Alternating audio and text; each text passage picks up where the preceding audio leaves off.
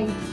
Kasi yung mga tanim namin doon mga kapromdi, medyo hindi maganda kasi nga sobrang ulan. Natumbahan na po yung iba. Hello mga kapromdi! Magandang araw sa lahat. Isang maulan na araw na naman mga kapromdi. Almost 2 weeks na itong panahon natin.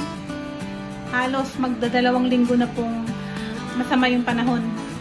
So, dito sa bahay, natamad kaming lumabas at saka mamalengke. Wala, paubusan na rin ng supply dito sa bahay. Kaya sabi ko, may konti naman tayong beef. So, yun na lang ating lulutuin. Lagyan natin ito ng pechay. Tara mga kapromdi, samahan niyo po ako magluto ngayon. Oops, may bisitang dumaan. Yan po mga kapromdi, samahan niyo ako magluto at papasarapin na lang natin yung beef na tira-sarap. Ayan mga kapromdi, so dahil maninipis lang naman ang paggayat nito or pag-slice, so madali lang naman sigurong lumambot. Iaano ko lang, lalagyan ko lang siya ng kalamansi, tapos paminta, konting asukal. Ayan. Para maluot na po yung lasa.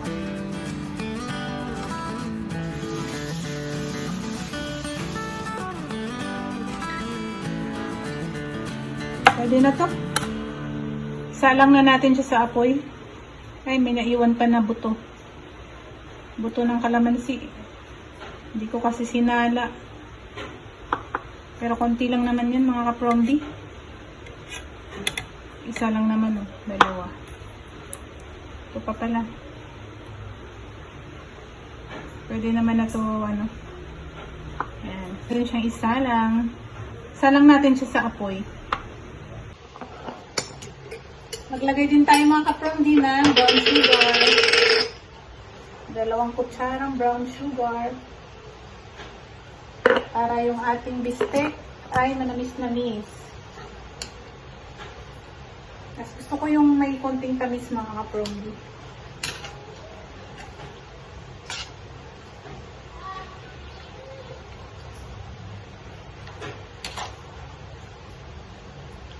Paminta. Maraming paminta mga kapromdi. Ito lang yung sikreto na para magkalasa pa natin yung ating karne. Naghugas ako ng kamay mga kapromdi ah.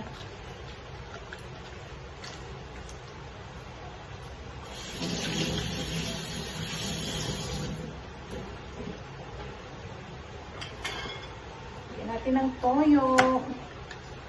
Toyo mga kapromdi.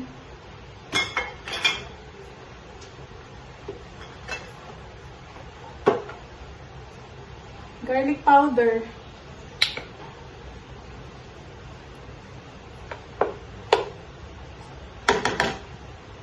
Para mabango.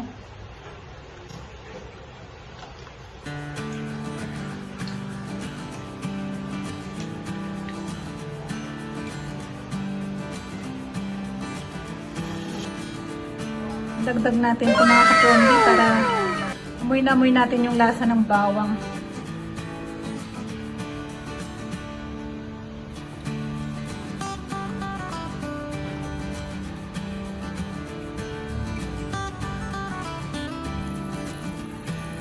Oyster sauce.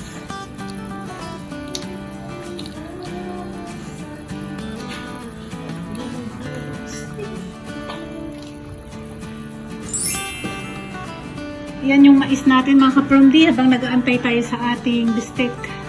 Papalambot tayo. Kain muna tayo ng mais. Pansin nyo mga... Sana naman mga kapromdi, no? Mag-ano na yung ulan. Bago mag-ano na yung panahon. Minute na.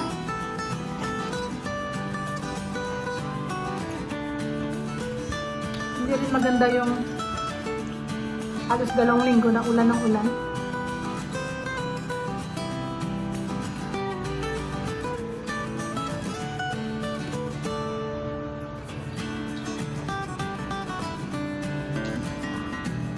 Talaga. Tamis pa. Sabi nung binilhan ko, Native daw ito mga kapromdi. Merienda muna tayo mga kapromdi. Kung kanina, kumain tayo ng mais. Ito naman yung takoyaki.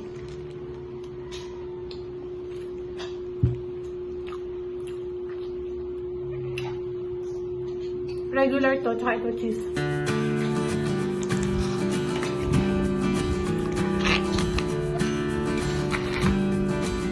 Ito naman yung cheese.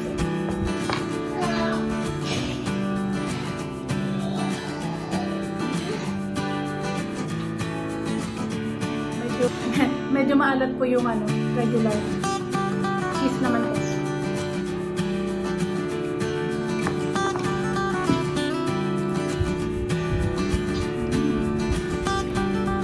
Gusto ko yung cheese.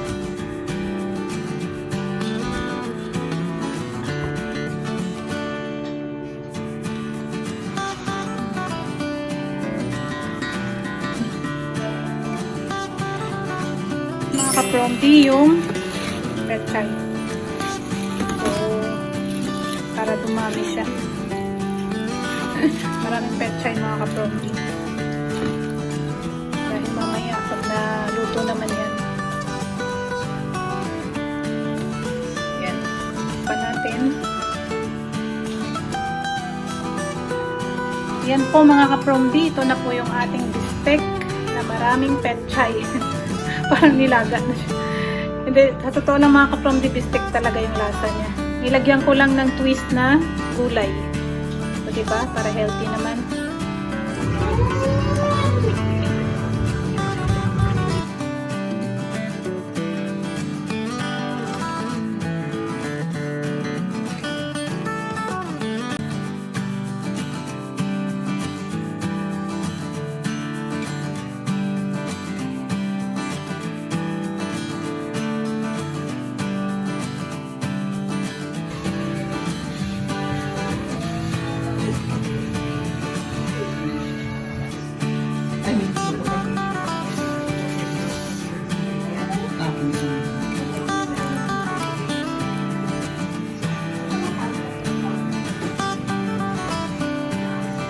Mga kapromdi, ramen, at saka itong ating luto, beef.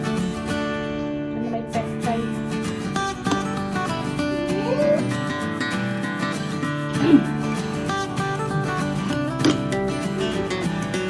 Kanin pa.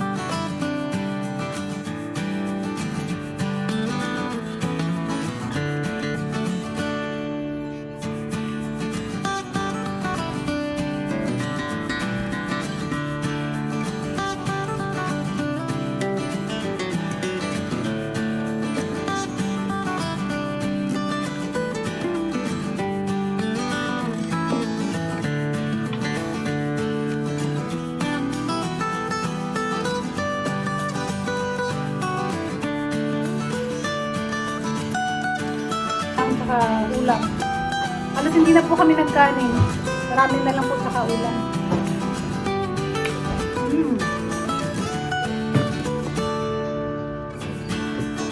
Yung sitaw, doon sa galing sa garden, hinalo ko na lang dito sa luto kong ano, stick. Yung mga tanim namin doon, mga ka-promdi, medyo hindi maganda kasi nga sobrang ulan. Tumbahan na po yung iba.